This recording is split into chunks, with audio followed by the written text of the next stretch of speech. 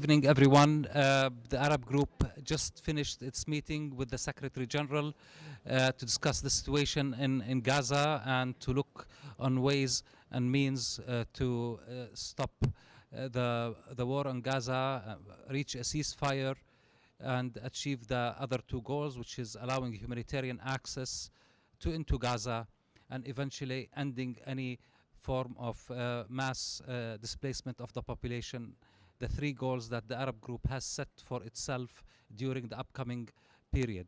It was very useful. It was very frank discussions, and we were going to continue to work with the Secretary General over the next few days and weeks in order to ameliorate the situation and make the three goals achievable in the near future.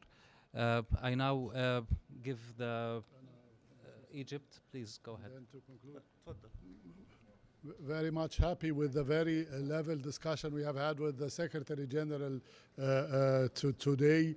We have debated all the recent developments, including the catastrophic news that the Israelis were calling for 1.1 million to be forcibly displaced inside Gaza Strip within 24 hours. We have agreed with the Secretary General that this is very alarming and this is a violation of international humanitarian law and the commitments of the occupying powers. We have debated and discussed with the Secretary General as well how to work to have secure protection zones in the Gaza Strip to avail protection for the civilians in Gaza Strip. And Egypt is upshouldering. I have exhibited and presented what we are doing as Egyptians to facilitate the access of humanitarian assistance to Gaza Strip once we have the modalities and the agreements, including with the help of the UN Secretariat. This is what I wanted to say in brief.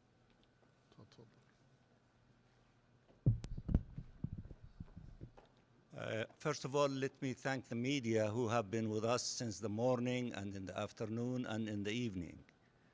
The unity of the Arab Group here at the UN after the meeting of the ministers in Cairo, it's producing its effect in people paying attention to us, including the Secretary General of the United Nations, who agreed to meet with us on such a short notice with all of the Arab ambassadors together, which was a very powerful sign to him, because he always tells us, if you are united as Arabs, you always can influence many things, including with regard to the Palestine question.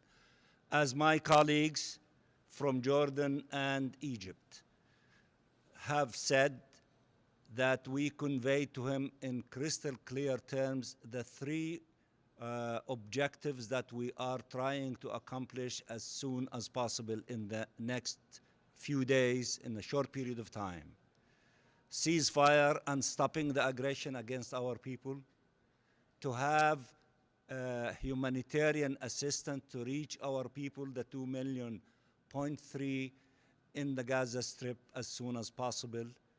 And for the SG, he has a huge presence of UN agencies on the ground, including in the Gaza Strip itself, and he has a responsibility to look after that huge presence of all of these agencies and 500,000 of children, of Palestinian children who attend, UNRWA schools, and they look after more than 1 million plus Palestine refugees in the Gaza Strip.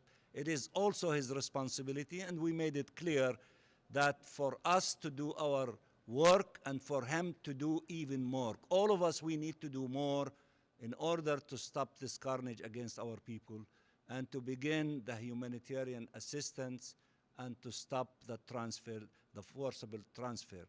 We agreed also with the SG when he said, you have to also keep your eye on the occupied West Bank and East Jerusalem.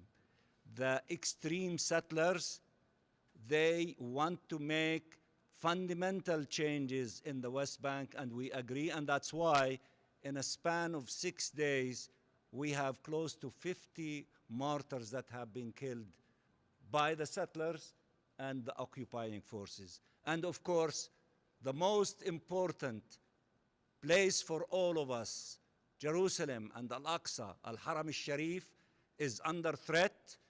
And of course, that has to be protected with all of our might, with all of our energies, all of us, because Jerusalem is the capital of the state of Palestine, and Al-Aqsa Mosque and Al-Haram al-Sharif is the heart of the question of Palestine.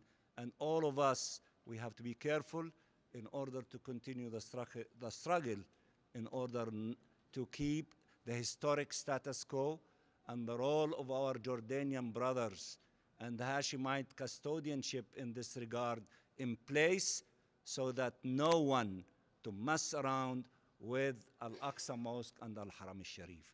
We will keep you posted. We might be meeting tomorrow around the Security Council. We will not allow the Security Council to shirk its responsibility. They have a responsibility to shoulder. They have to do it. They are responsible for the maintenance of international peace and security. This is war. This is aggression. This is an attack against 2 million plus Palestinians in the Gaza Strip. So it is the business of the Security Council. And we have to find ways to force the Security Council to shoulder its responsibility. As we told the Secretary General, you are the custodian of the moral power of the United Nations and the international community. So while we appreciate what you're doing, we expect you to do more, because this noble cause and defending international law and international humanitarian law, and not to continue harming the millions of civilians in the Gaza Strip, is in the heart of your responsibility. So you have to do more, as we have to do more, in order to save the Palestinian people, to stay safe and to get out of this nightmare in the Gaza Strip as quickly as possible. Thank you very much, and good night.